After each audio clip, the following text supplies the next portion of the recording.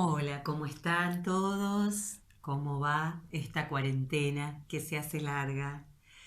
Bueno, gracias a los que han mandado sus respuestas, a todos les respondí.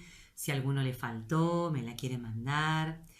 Mi planteo había sido porque quería que analizáramos juntos, a partir de lo que a mí me despertó ese video, que me gustó mucho compartir con ustedes. Y bueno, ver un poquito juntos las conclusiones, ¿no? Como yo les planteaba, Jesús es nuestro rey y es un rey muy diferente a cómo lo ve el mundo. El mundo en la época de Jesús y el mundo ahora también, ¿no es cierto? Jesús es un rey al cual no le importa la fama ni le importa el poder. Es un rey, como muchos de ustedes me mandaron en sus respuestas, un rey que se hace nuestro servidor, un rey del amor. Y yo quise como posicionarnos en estos personajes que en la película se ven claramente, porque cada uno reacciona de manera distinta a esta propuesta de Jesús y también compararlo con el mismo Jesús. Por un lado lo tenemos a Judas, que si uno se va fijando, él se va quejando, sobre todo en el momento del lavatorio de los pies, sobre que esto no es que un rey no es eso. Judas tiene su propia opinión y quiere que Jesús haga lo que él quiere. Judas pertenecía al grupo de los celotes. Celotes viene de celo, de celoso, en el sentido de eran los que querían ir en contra de los romanos, defender la condición de país, digamos, de tierra de Israel, recuperar el gobierno propio. Entonces él veía en Jesús, que arrastraba tanta gente, que tantos lo seguían, la posibilidad de vencer a Roma, tener un rey al cual poder poner en el poder. Además era un rey que hacía milagros, curaba enfermos, multiplicaba los panes y los peces. Era un rey que podía terminar con la pobreza, con la enfermedad. Era genial, ¿no? Entonces, ¿qué pasa? Judas ve que Jesús sigue por el lado de la paz y que Jesús no le interesa ir en contra del gobierno romano. Jesús viene a reinar en nuestro corazón. Entonces Judas quiere hacer su voluntad y no la de Jesús y quiere forzar a Jesús a hacer esto y por eso llega a la traición. Va y lo vende por 30 monedas de plata, le dice a los que lo están buscando, a los sacerdotes judíos que quieren matarlo para callar a Jesús, porque no les conviene lo que Jesús les dice. Entonces lo vende para obligarlo. De alguna manera Judas busca obligar a Jesús a hacer lo que él quiere. Y es así como se pierde, como yo les ponía en la película, abandona esa cena en la que nada menos Jesús se queda en la comunión. O sea, Judas se pierde de todo. Cuando uno lo ve claramente el personaje, la cara de angustia de Judas, cuando en el huerto de los olivos va con todos los soldados y lo traiciona con un beso, claramente uno ve que Judas se ha perdido y que en ese haber perdido el camino y haber perdido a Jesús, él no es feliz precisamente, ¿no es cierto? Entonces acá vemos a Judas que quiere hacer su voluntad y no la de Jesús, y que quiere que Jesús haga lo que él dice.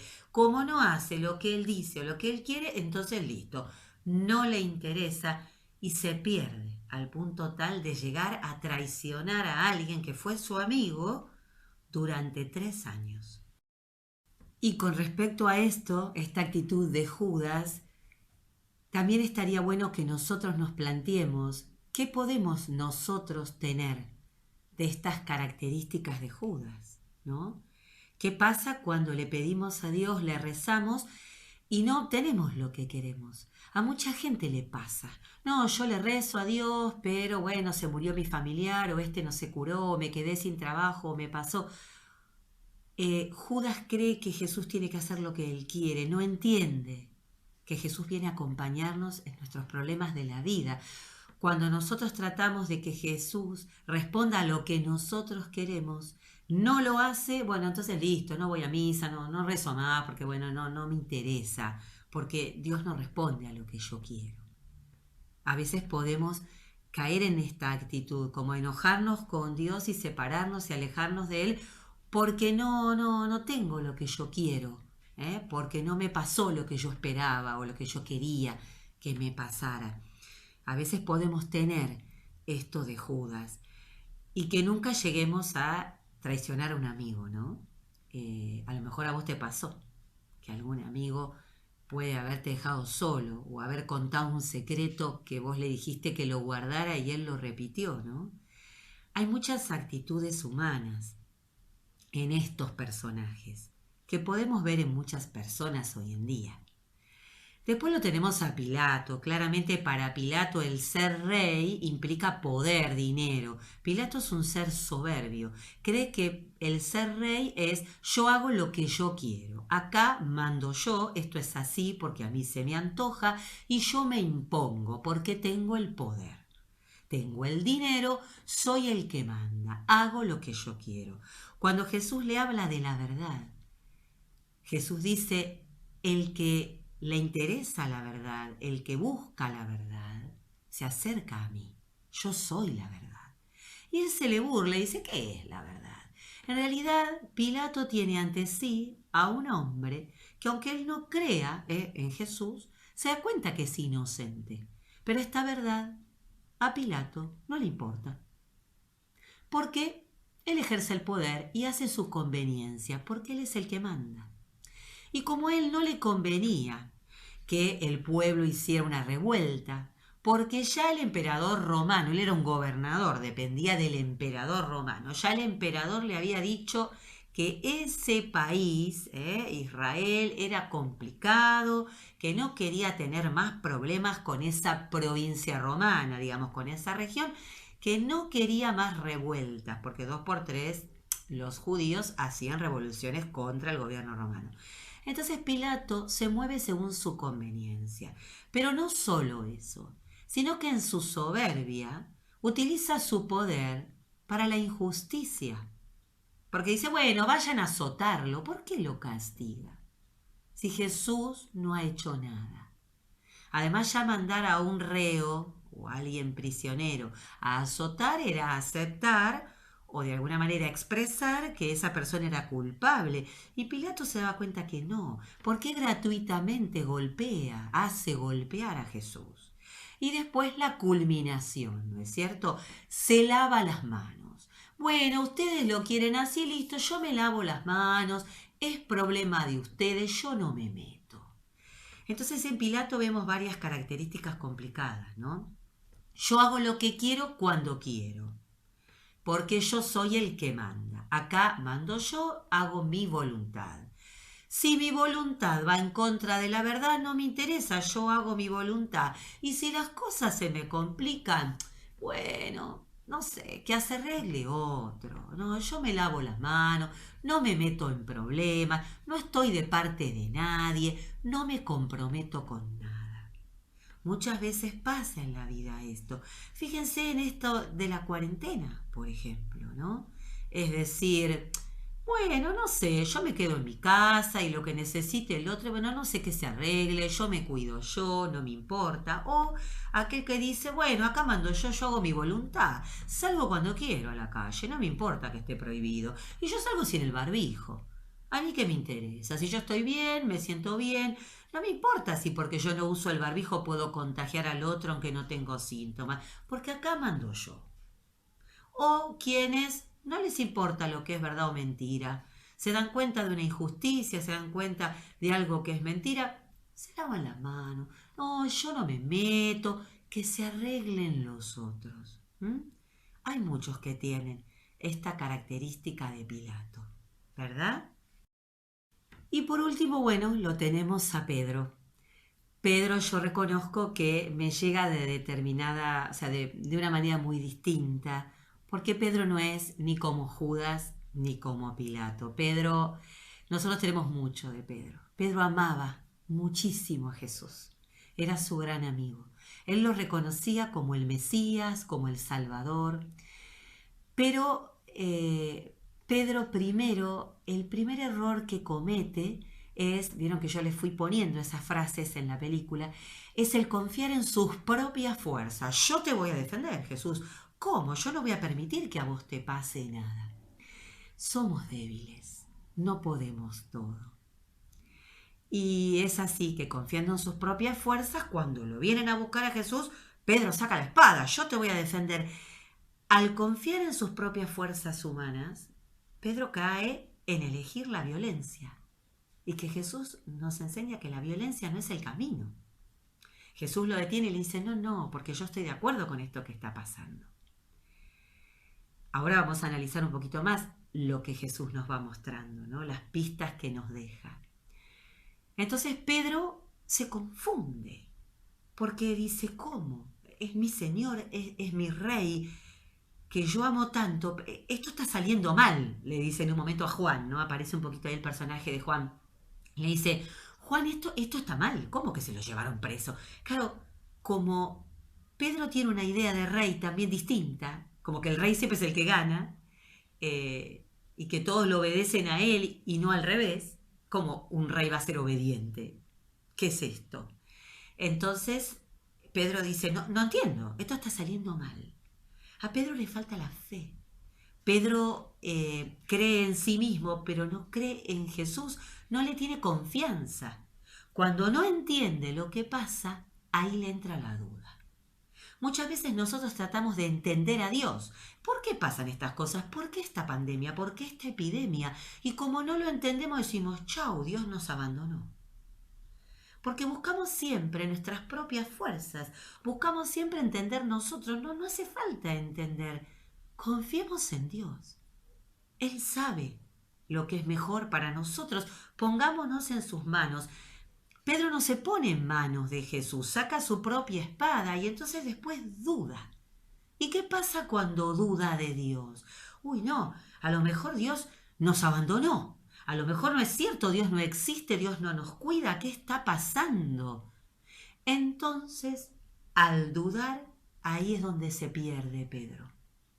Y cuando le vienen a preguntar, vos serás uno de ellos, ahí le entra el miedo. Fíjense cómo va derrapando, ¿no? Pedro va cayendo de una cosa en otra. Pone su confianza en sí mismo, va para el lado de la violencia, le falta la fe, duda y cae. Cae en la mentira, miente, abandona a su amigo. No es capaz de decir, sí, yo estaba con él. Fíjense que Pedro no es el abandono de Judas, Judas se va. Pedro se queda cerca en el fuego, calentito ahí, calentándose, esperando a ver que si Jesús sale, que qué va a pasar. No hay un desinterés, un abandono total en Pedro, pero sí hay miedo. Y ese miedo lo lleva a mentir, a fallarle a Jesús. Y vieron que cuando Jesús sale lo mira. Jesús sabía que esto iba a pasar. Y Jesús lo mira con amor. No lo mira como retándolo, como señalándolo, viste, yo te dije, mirá lo que hiciste. No, Jesús lo mira con amor, como diciéndole, ya sé, Pedro, que no pudiste. Y Pedro llora amargamente. Eso dice la Biblia, Pedro llora amargamente cuando escucha el gallo y recuerda que Jesús le había dicho, antes que el gallo cante me vas a negar 3 veces. Y ahí Pedro se arrepiente. Por eso yo separo a Pedro de los otros dos. Pedro falla, como fallamos nosotros también. Muchas veces le fallamos a los que nos quieren, a los que nos necesitan, y le fallamos a Jesús. Pero es porque somos débiles. Somos débiles, nos falta la fe, dudamos. Pero nosotros amamos a Jesús, amamos a nuestros seres queridos. Nos falta crecer, nos falta mejorar. Y acá Pedro nos deja una buena pista. Llora, se arrepiente. También nosotros podemos llorar, arrepentirnos y pedir perdón cuando nos equivocamos, sabiendo que Jesús siempre nos perdona. Como ustedes ven, yo acá tengo a la cruz, que esta es una réplica del Señor de los Milagros de Salta, y que tiene esta ramita que es de una planta mía, que es la que usé para el Domingo de Ramos. Al no tener ramito de olivo, le puse esto. Y ya la acerqué para que ustedes la vean mientras yo les hablo, porque es este Jesús que en la cruz tiene esta ramita porque es un Jesús que no está muerto, sino que está vivo. Por eso la vida, ¿no?, de la ramita. Y ahora quería que focalicemos en Jesús, que también esto es algo que yo les pregunté. ¿Qué tipo de rey es Jesús? Es este Jesús que usa la toalla. La toalla que hoy en día nos acompaña tanto, porque tenemos que lavarnos tantas veces las manos, ¿no? La toalla como símbolo de servicio. Lava los pies a sus discípulos y se hace servidor. Y este servicio llega hasta dar su vida por nosotros en la cruz. Jesús, Dios Todopoderoso, se hace nuestro servidor. Y si nosotros vemos en esta película que yo les mandé, Jesús se hace nuestro servidor. Y sigue siendo nuestro servidor en la comunión, porque Él se queda para siempre y nos alimenta con su cuerpo y con su sangre en la comunión. Se deja masticar por nosotros, sigue siendo nuestro servidor. A tanto llega su amor por nosotros. Y fíjense que ante la violencia de Pedro, él dice, no, ¿cómo yo no voy a hacer lo que mi Padre me pide? Se muestra obediente a lo que Dios le pide. Pero hay un detalle. ¿Vieron la oración de Jesús en el huerto de los olivos? Las fuerzas le faltan, obviamente. Jesús sabía lo que se venía y siente miedo. Su parte humana siente miedo. Siente que no va a poder. Entonces, ¿qué hace? Reza. Pide fuerzas a Dios. Y está esa hermosa imagen de ese ángel de Dios que viene a levantarlo. Jesús le pide fuerzas a Dios, no como Pedro que confía en sus propias fuerzas y falla. Jesús pone su confianza en Dios y a Él le pide fuerzas y Dios responde. Porque cuando desaparece la imagen del ángel, vemos a un Jesús que se incorpora, que dice que se haga tu voluntad, que se muestra obediente, que se levanta, va con entereza y se deja tomar preso, se deja golpear, que da testimonio ante Pilato de la verdad, de la justicia, del amor, que no se queja, que se entrega con amor por nosotros hasta el final. Y esto es lo que tenemos que ver. Jesús nos deja esto. Sean servidores unos de otros, ayúdense mutuamente. Sean servidores. Y fíjense que en esta época el signo más importante que tenemos cuando salimos a la calle es el barbijo. Porque el barbijo, ya nos han dicho, que no impide que nosotros nos contagiemos, sino que impide que yo contagie al otro. Si el otro viene sin barbijo, me puede contagiar aunque yo lo tenga puesto, el mío. Pero si yo tengo puesto mi barbijo, no transmito el virus si lo tengo sin darme cuenta. El símbolo de este momento en que estamos viviendo, más que la toalla, es el barbijo. Sean servidores, ayúdense unos a otros, cuídense unos a otros. ¿Qué mejor que usar barbijo para cuidarte a vos, para no contagiarte sin darme cuenta? Bueno, y vos me dirás, no, los que salen son mis papás, yo estoy siempre en casa, y entonces sean servidores, nosotros ahora tenemos que vivirlo en casa. Y en casa por ahí se nos está complicando esto de estar todo el tiempo, todos juntos, compartiendo los mismos espacios, sin tener la posibilidad de salir y como relajar o hacer otras cosas que me distraigan, ¿no es cierto? Entonces, bueno, yo como conclusión de esto, quería tener estos dos elementos. La toalla por un lado y el pañuelo por el otro. La toalla que me recuerda a un Jesús que se arrodilló hasta la cruz y que se hizo mi servidor y que lo sigue siendo en la comunión, aunque hoy no podamos acercarnos a misa a recibirlo por ahora.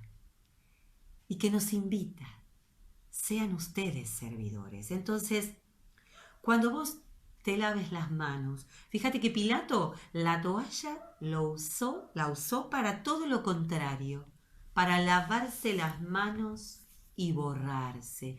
Todo lo contrario para lo que lo usó Jesús, para el servicio. Cada vez que te laves las manos y te seques, pensá, ¿en qué voy a ayudar hoy? Por ahí juego un rato con mi hermano, si es más chico. Por ahí hoy no peleo y tengo un poco más de paciencia. Me ocupo de limpiar mi habitación, hago mis tareas, ayudo a algún compañero, ayudo a mi hermano con la tarea, pongo la mesa, ayudo a cocinar. Lo que se necesite, estar dispuesto a ayudar, que es lo que me pide Jesús, ser servidor. ¿Y el pañuelo por qué? Porque me recuerda el llanto de Pedro, que amaba tanto a Jesús y por debilidad, como todos nosotros, le falló. Pero supo pedir perdón y arrepentirse. Y después Pedro fue el primer papa de nuestra iglesia y murió también en la cruz por ser cristiano, por ser amigo de Jesús, dio su vida. Este Pedro que falló tanto, después llegó a ser santo. El camino es el poder arrepentirse y pedir perdón cuando fallamos. Y sabes qué también, perdonar cuando alguien me pide perdón. Entonces, en casa esto lo podemos hacer. Sí, porque estoy de mal humor, porque estoy cansado de estar encerrado, me peleé con mi hermano, dije algo que no debía, contesté mal, no colaboré en algo. Perdóname, mamá, estuve mal, perdóname a mi hermano, perdóname. Y si mi hermano me pide perdón por algo, bueno, está bien, listo, ya está, ya pasó, lo perdono. Ejercitemos en este tiempo tan difícil de estar encerrados estas cosas que Jesús nos deja como mensaje. El ayudarnos en todo lo que podamos y el pedir perdón si me equivoqué y el perdonar si el otro me hizo algo que me dolió. ¿Qué te parece?